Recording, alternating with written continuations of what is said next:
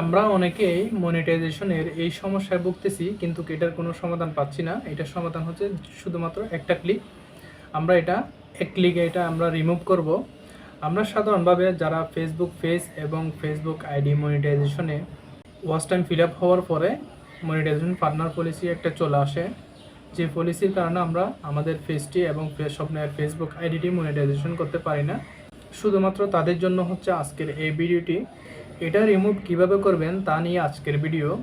প্রথমে আপনারা চলে যাবেন গুগল ক্রমে যাওয়ার পরে আপনারা এখানে চার্জ বারে লিখবেন ক্রিয়েটর স্টুডিও লেখার পরে আপনারা ক্রিয়েটর স্টুডিও ফেসবুক এখানে ক্লিক করবেন।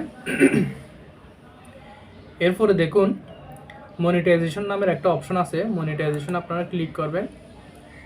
মনিটাইজেশনে ক্লিক করার পরে এরপর এখানে আরেকটা অপশন দেখেন ব্র্যান্ডেড কানেক্টে ক্লিক করবেন।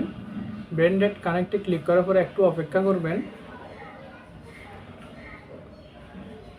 কিছুক্ষণ অপেক্ষা করার পরে আপনার এই অপশনগুলো আসবে। এই অপশনের মধ্যে আপনারা এখানে দেখতে পাচ্ছেন এখানে এনাবল ট্যাগটা আপনারা এনাবল করে দিবেন।